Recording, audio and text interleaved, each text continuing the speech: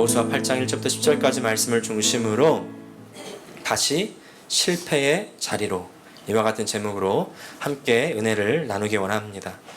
여러분, 트라우마라는 말 많이 또 들으시고 또 쓰실 텐데요. 트라우마라는 말이요, 사실은 외상, 상처를 의미하는 말인데, 심리학에서는 이제 정신적인 상처를 말합니다. 과거에 겪은 고통이나 정신적인 충격 때문에 유사한 상황이 발생했을 때 불안해지는 증상을 이제 트라우마라고 하죠. 우리는 누구나 다 크고 작은 트라우마를 경험합니다.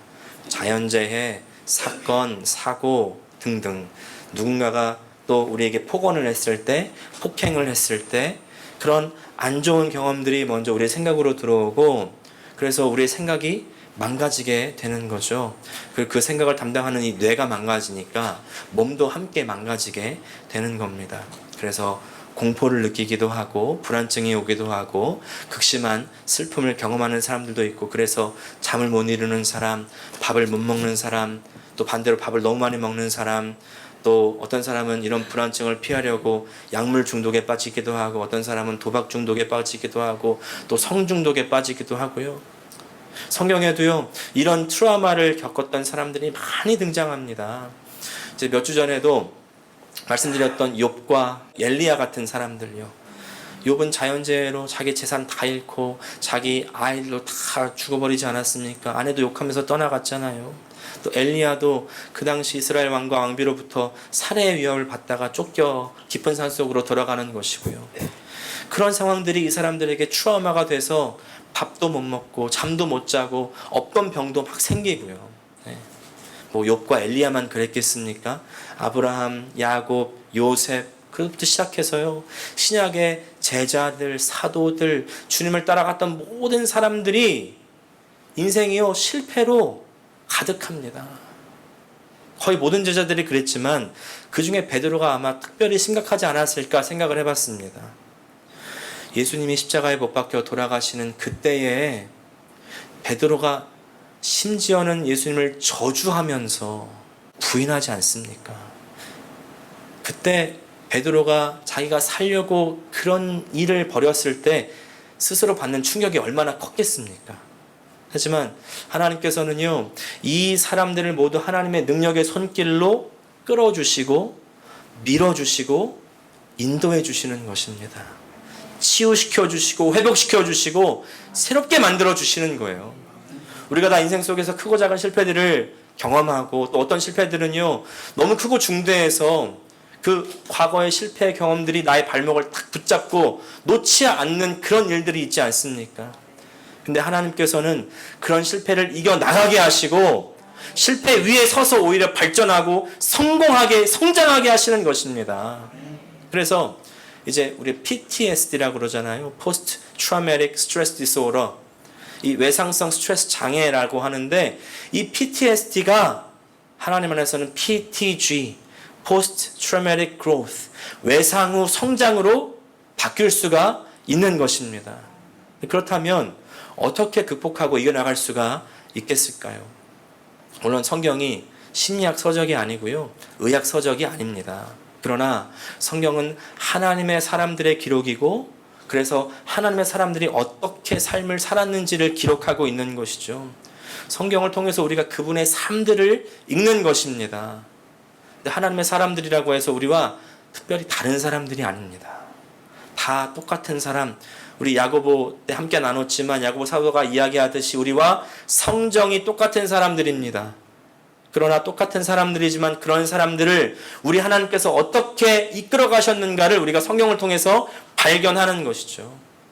여호수아 그리고 이스라엘 백성들도요, 여러 가지 실패를 경험하면서 지금 이 자리까지 오는 거 아니겠습니까?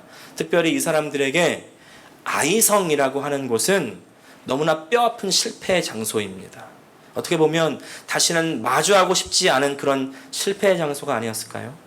근데 하나님께서는 이 자리에서 여호수아에게 그 실패를 다시 마주하게 하시는 거예요. 여기에 오늘 첫 번째 메시지가 있습니다.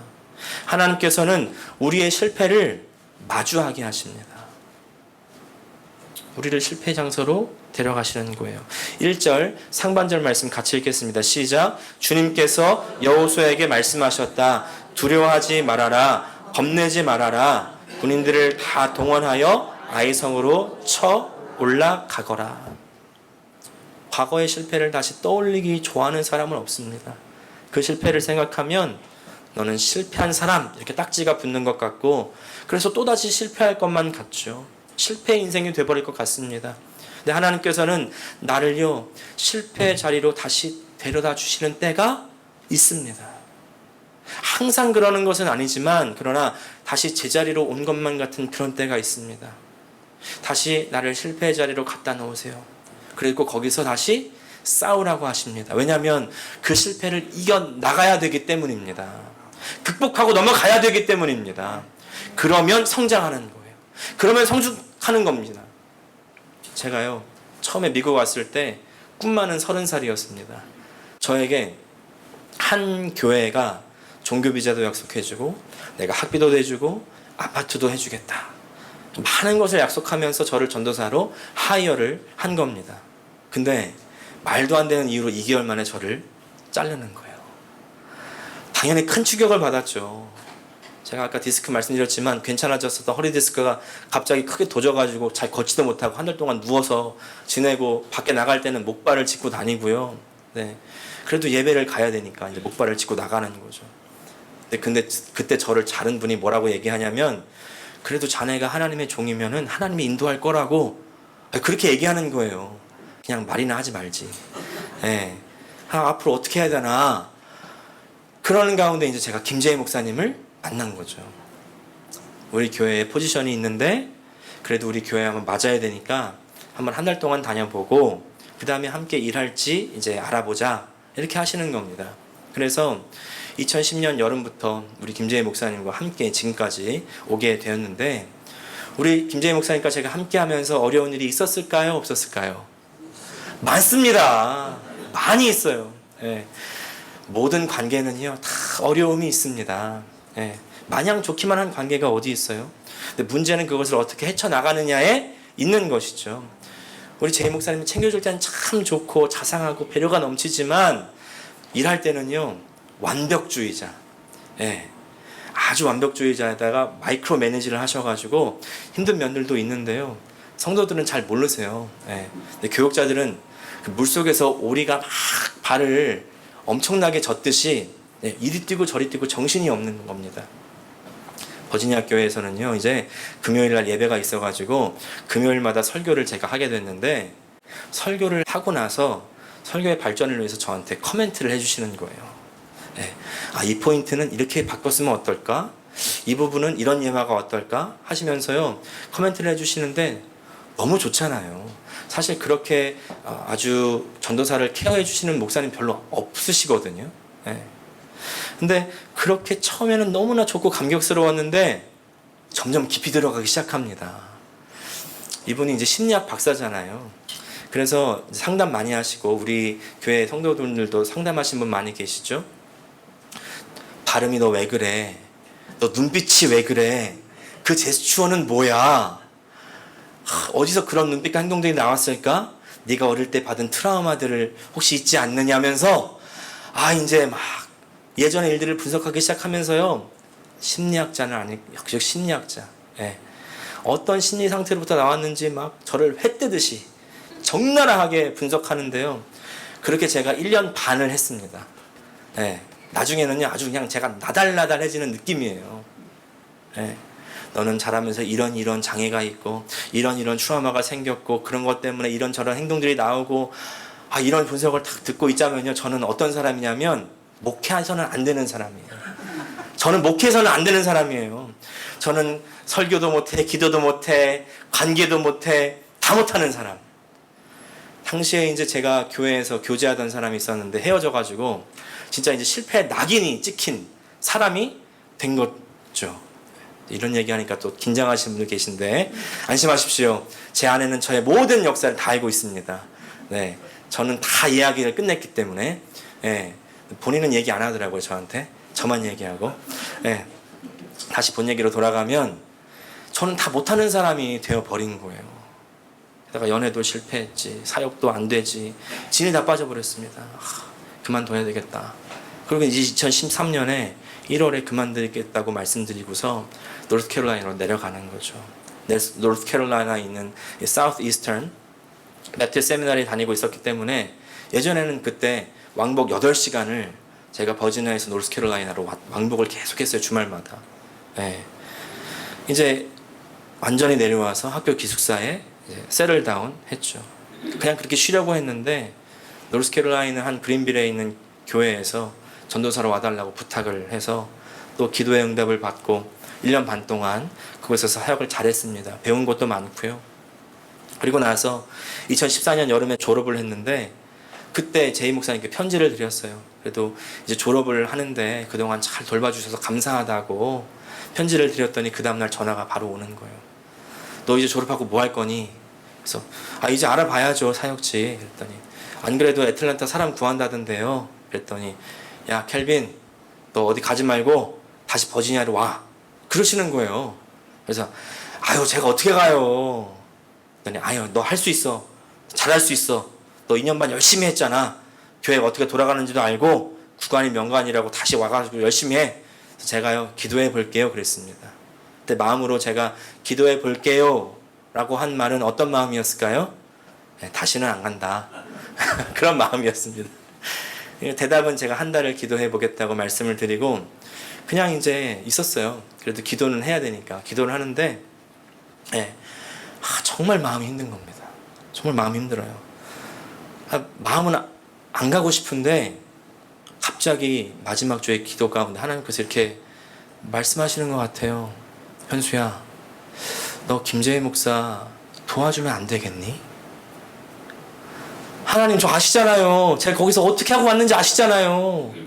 성도들이 저를 어떻게 볼지 아시잖아요. 김재희 목사 도와주면 안 되겠니? 안 돼요, 저 못해요. 김재희 목사 도와주면 안 되겠니? 안 되겠니? 안 되겠니? 안 되겠니? 속에서 메아리가 울리는데요. 견딜 수가 없는 거예요. 그래서 5주차에 다시 가겠다고 전화를 드렸어요. 너무 무서운 거예요. 하나님 제가 잘할 수 있을까요? 네. 근데 이제 버지니아로 올라가면 이제 휴가를 잘 못 씁니다. 휴가가 있긴 있지만 주일날 와야 되니까 휴가가 아니죠. 네. 못 가니까 가기 전에 이제 제가 잘 아는 형님이 있는 교회에 가서 달라스인데 잠깐 이제 휴가를 좀 보내고 돌아오자. 그래서 이제 그 교회에서 한 일주일 정도 있었는데 금요일날 예배입니다. 어떤 목사님이 와가지고 설교를 하는데 예전에 김재희 목사님이 저한테 말씀하셨던 그런 모든 버릇과 안 좋은 말투와 눈빛과 행동들이 다 거기서 나오는 거예요. 큰일 날 뻔했구나. 그때서야 그게 깨달아지고 소화가 되는 거 있죠. 예. 그제서야 깨달아지고 보이는 겁니다. 야, 김재희 목사님이 나 데리고 목회하기 정말 힘들었겠다. 정말 힘들었겠다. 내가 저랬었구나. 그제서야.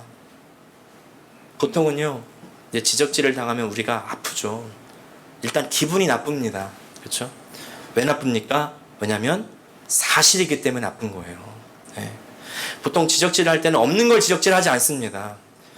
이제 설날이라 한국에서는 가족들이 다 모이는데 나이가 좀 있는 처녀 총각들은 그 가족들이 모이는 곳에 가기 싫어하잖아요. 왜 그렇습니까? 모이면 항상 우리 친지들이 너 결혼 언제 하니? 너 취직은 언제 하니? 예, 그렇게 말씀하니까 싫다는 거 아니에요. 어떤 분이 게시판에 글을 올렸는데 아니나 다를까 삼촌이 이제 와가지고 너 취직 언제 하냐고 그렇게 잔소리를 하시더라는 거예요.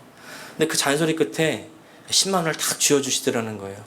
그러니까 그 글 쓴 사람이 삼촌 충성하겠습니다. 앞으로 계속 지적해 주시고 용돈 주십시오. 여기서 깨달을 수 있는 사실이 뭡니까? 지적질 하려면 돈을 주고 해라. 네. 이게 무슨 말씀을 드리려고 하냐면요. 지적질을 할 때 그 안에 사실이 있어요.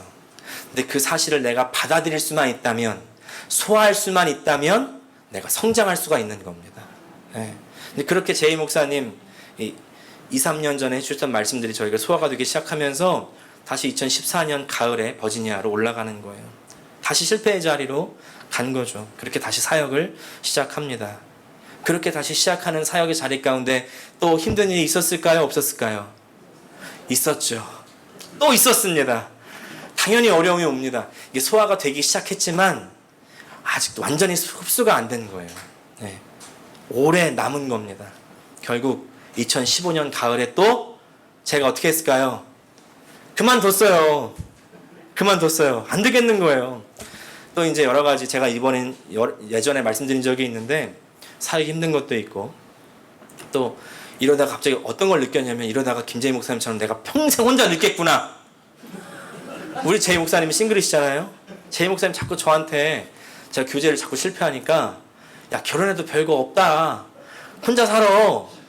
결혼해보신 분이 얘기하면 제가 이해를 하겠는데 농담 반 진담 반으로 제가 예수의 이름으로 싱글의 영은 떠나갈지어다. 그렇게 하고 제가 이제 보스턴으로 올라간 거 아닙니까? 이제 말하자면 두 번째 실패인 거죠. 그러니까요, 폭풍이 장난이 아닙니다. 심각한 우울증에 빠지는 거예요. 이러다 죽겠다 싶은 겁니다. 그래서 제가 명색이 전도사였는데 이렇게 해야 되면 안 되겠다. 그래서 금요 찬양 예배에 나갔는데 그때 어떤 목사님이 하신 말씀 잠언 16장 1절 예전에 제가 말씀드렸어요. 계획은 사람이 세워도 결정은 주님이 하신다. 그 말씀이 제 심령을 꽉 때리는 겁니다. 그 말씀에 고꾸라져서 그때부터 한 달간 울며 기도하고 회개하는 거예요. 하나님 저에게 이렇게 말씀하시는 겁니다. 너 내 종이라며. 넌 네 종이더라. 네 계획이 중요하고 네 배우자가 중요하고 내 계획은 안 중요해도 없던데? 그 말씀 계속 주시는 거예요. 한 달간 펑펑 울다가 회개하다가 한 달 만에 하나님께서 회복시켜 주세요. 그리고 나서 지금 제 아내 만나게 해주시고 6개월 만에 후딱 결혼해버렸습니다.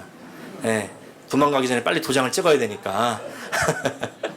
그리고 이제 나서 이제 고민이 또 시작되는 거죠. 이제 어찌저찌 결혼 빨리 이제 하게 됐는데 사역지가 있어야 되잖아요. 근데 그때 또 제 목사님이 연락이 오는 거예요. 야 김전도사 다시 와. 이제 결혼하고 안정되니까 사역 더 잘할 수 있잖아. 이젠 정말 모르겠는 겁니다. 내가 정말 가야 되나 말아야 되나 갈 수 있을까 할 수 있을까. 이제는요 제가 주변에 저를 잘 아는 분들 10명에게 물어봤어요. 딱 반반으로 나뉘는 거예요. 반은 가라. 반은 가지 마라. 마지막 아내한테 물어봤습니다. 아내가 가자는 거예요. 왜 그렇게 말하냐고 했더니 이 오빠의 얘기를 들어보니까 오빠가 제일 많이 성장한 곳이 버지니아이더라. 그러니까 버지니아로 가면 더 많이 성장할 것이다. 이렇게 얘기를 하는데요.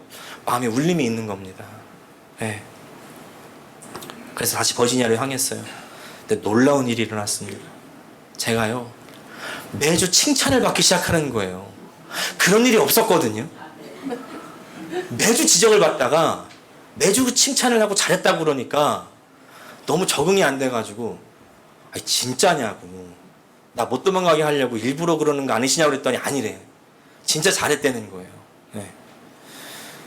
보니까요 제 아내가 옆에서 제가 못 느끼는 걸 느끼게 해주고 못 보는 거를 알려주니까 그만큼의 틈이 메워지는 거 있죠. 그렇게 제가 말해주니까 김재희 목사님 입장에서는 깜짝 놀랐대요. 얘가 이런 애가 아닌데 갑자기 센스가 너무 늘었다고 그렇게 느끼셨던 것 같아요. 제가 그렇게 이제 버지니아에서의 이 나름대로의 트라우마가 극복이 된 겁니다. 그렇게 제가 예전에 실패를 극복하게 됐는데 여러분 이 이야기에서 뭐가 느껴지십니까? 저는요 여기서 제가 잘한 건 하나도 없는 것 같아요. 김재희 목사님 대단하지 않으세요? 나 싫다고 떠나간 사역자를 자꾸 전화해서 다시 오래. 어떻게 그럴 수가 있어요? 근데 거기서 저는 하나님의 마음을 느끼는 겁니다. 하나님은요 항상 우리를 실패했다 할지라도 넘어졌다 할지라도 뒤로 돌아갔다 할지라도 오라는 거예요. 다시 오라는 겁니다. 내가 너를 받아줄게. 내가 너를 다시 시작하게 해줄게. 너 할 수 있어. 너 여기서 이겨나가야 돼. 너 여기서 자라야 돼. 그렇게 어떻게 해요? 한 사람을 키워내는 겁니다. 한 사람을 자라게 하는 거예요. 그래서 결국 다시 실패 자리로 보내신다는 말은 뭐냐면요, 계속 기회를 주신다는 것입니다. 계속 받아주신다는 거예요. 한 번 실패했다고 거기서 너 실패했어? 너 그럼 끝이야, 아웃이야, 이게 아니라 기회를 주십니다. 계속 키웁니다. 잘하게 하시는 거예요. 그래서 하나님께서는 우리를 그렇게 실패 자리로 오게 하시는 이유는요, 우리를 너 맛 좀 봐라, 너 고생 좀 해봐라가 아니라 우리를 성장하게 하시려고, 우리를 성숙하게 하시려고 하시는 것입니다. 우리가 모든 실패를 다 직면할 필요는 없지만, 그러나 특정 부분들은 우리가 딛고 일어서서 넘어가야 되는 부분들이 있습니다. 그 부분은 사람마다 다 다르겠죠. 오늘 본문의 이스라엘 백성들은요, 아이성을 꼭 넘어가야 됩니다. 왜 그렇습니까? 왜냐하면 이곳에서 아주 중대한 범죄, 하나님을 신뢰하지 않는 아간을 발견하기 때문에요. 작년에 여호수아 설교에서도 말씀드렸지만, 아간의 범죄는요, 아간만의 범죄가 아니었고 이스라엘 전체 가운데 녹아있는 죄성의 발현이죠. 그 대표격으로 아간이 범죄했고, 그래서 대표격으로 아간이 처벌되는 것입니다. 죄를 처리한 이후에 다시 올라서야 되는 것이죠. 하나님께서도 우리를 그 자리로 부르시는 것입니다. 그리고 오늘 저는요, 본문을 통해서 이 실패 자리에 선 이스라엘 사람들이 어떻게 이기는가를 보면서 몇 가지 믿음으로 실패를 극복하는 원리들을 발견하는데요. 첫 번째, 엎드려 기다림이 필요합니다. 2절 말씀 같이 읽겠습니다. 시작. 너는 아이성과 그 왕에게도 여리고와 그 왕에게 한 것처럼 하고, 오직 전리품과 가축은 너희가 가져라. 성 뒤쪽에 군인들을 매복시켜라. 8장 전체에 이 매복, 복병이라는 단어가 11번이 나옵니다. 이때 쓰인 단어가 오랩이라는 단어인데, 엎드려서 기다리는 자세를 이야기하는 거예요. 실패의 자리로 데려가시는 하나님께서 우리에게 요구하시는 자세는 엎드려 기다리는 자세입니다. 여리고 전투와 참 다르죠. 여리고 때는 하나님께서 처음부터 끝까지 다 해주시는 그런 전투였어요. 그러나 아이성은요, 이제 실패도 경험했고, 그 다시 어려운 실패도 직면해야 됐고, 또 그렇게 올라갔는데 쉽게 승리하는 것이 아닙니다. 계속 엎드려서 기다려야 돼요. 이 자세는 사실 처음에 이 여호수아와 장로들이 이미 전쟁 전에 회개할 때 했던 회개의 자세, 기도의 자세입니다. 우리 신앙 경험이 그렇지 않습니까? 어떤 부분들은 하나님께서 구하지도 않았는데도 쉽게 이루어지게 하시고 손 하나 까딱 안 해도 되는 경우들이 있습니다. 근데 그러다 보면 교만해져서 하나님을 찾지도 않고 구하지도 않고 자기가 할 수 있다고 생각하는 그때가 뭐죠? 그때 여지없이 무너지고 실패하는 것입니다. 이때는요, 오히려 엎드려서 기다려야 돼요. 하나님의 때를 기다려야 됩니다. 하나님의 명령이 올 때까지 기다려야 돼요. 문제를 직면하러 나오기까지도 힘들었겠지만, 그래서 더 잘해보려고 내 머리를 굴리고 막 그러면 그럴수록 더 나락으로 떨어지는 것입니다. 그래서 엎드려서 명령을 기다리는 말은요, 그냥 손 놓고 있는 말이 아니라 이때는요, 무엇을 해야 되냐면 우리의 마음을 다 쏟아야 됩니다. 그래서 두 번째 자세는요, 온 마음을 쏟는 자세입니다. 오늘 1절 말씀에 군인들을 다 동원하여, 3절에 여호수아가 군인들을 다 동원하여, 5절에 나와 함께 있는 모든 군인은, 또 오늘 읽지 않았지만 11절 그와 함께 있던 모든 군인들이 다 쳐올라가서, 13절에 군인들은 모두, 15절에 이스라엘 온 군대가, 모든 군인을 다 뽑았다고 지금 몇 번이나 말씀하죠. 이렇게 모인 군사가 3만이었습니다. 처음에 기억나십니까? 아이성 치러 갈 때에 인원 작으니까 우리 3,000명만 데려가도 되겠습니다 라고 했던 것과는 하늘과 땅 차이인 거죠. 무슨 말이냐면 모든 마음을 쏟는 겁니다. 우리가 온 마음을 쏟는다는 것을 어떻게 알 수 있을까요? 그것은 바로 하나님을 바라고 하나님을 기다리고 하나님 말씀에 순종하는 것을 보면 온 마음을 쏟는지를 알 수가 있는 거예요. 사실 모든 지혜와 전략은요, 하나님 말씀으로부터 오는 것입니다. 하나님 말씀이 없으면 시작도 할 수가 없습니다. 하나님 말씀이 온다는 것은 하나님의 생각이 온다는 거예요. 하나님의 생각이 내 생각 가운데 올 때에 내가 예전에 했던 세상의 생각들, 정욕의 생각들을 다 물리치시고 하나님의 생각으로 대체하는 것입니다.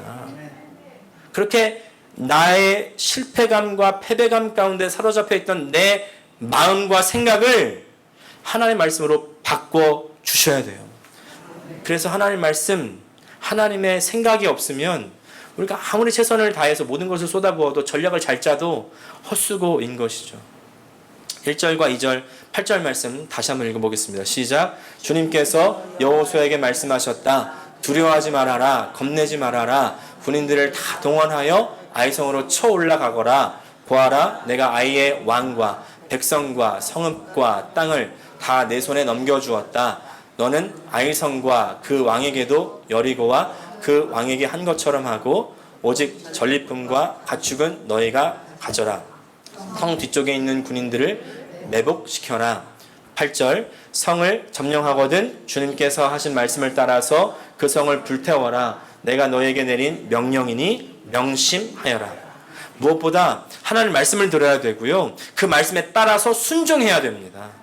여호수아서를 계속 읽어오면서 여호수아라는 사람이 이스라엘을 이끌 수 있는 리더가 된 이유를 저는 발견하는데 여기 있습니다. 그의 스승이자 멘토였던 모세, 또 하나님과 교제하는 사람이었고, 모세가 리더였던 때에 여호수아가 성막에서 떠나지 않았다 이렇게 얘기하죠. 모세로부터 하나님과 교제하는 것을 배우는 것입니다.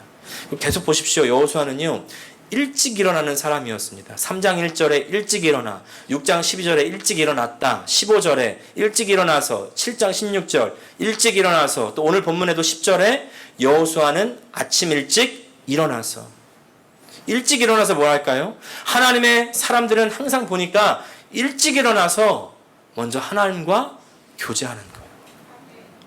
여호수아도 아이성을 제외하고는 계속 하나님 말씀을 들으려고 했던 사람. 또 위기가 생겼을 때, 큰일이 생겼을 때, 두렵고 무서울 때, 범죄했을 때 옷을 찢으면서 기도의 자리로 나갈 수 있었던 사람. 네. 혹시 과거에 내가 망령으로부터 이제 벗어나야 되겠다, 내가 이제 실패 자리로부터 벗어나고 승리해야 되겠다, 이런 분 계십니까? 트라우마로부터 벗어나고 싶으세요? 하나님 말씀을 들어야 됩니다. 하나님 말씀 듣는 자리로 가야 됩니다. 2023년 이제 1월이 되어서 새해 많은 소원을 가지고도 신년 계획을 가시는 분들 많이 계시죠. 근데 그 계획이 이루어지려면요, 내가 행동해야 됩니다.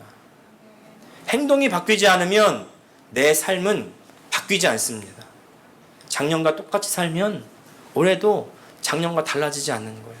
신앙도 마찬가지입니다. 내 신앙을 위한 행동이 바뀌지 않으면 내 신앙은 바뀌지 않습니다. 기도의 자리로, 예배의 자리로, 찬양의 자리로, 그리고 교제의 자리로 더 힘써서 나가야 됩니다. 그럴 때 하나님께서 말씀하시는 것이고, 그때 PTSD가 PTG로, 내 실패의 자리가 승리와 성숙의 자리로 변화될 것입니다. 우리가 함께 오늘 이제 이 시간 기도할 텐데 찬양하고 기도하겠습니다.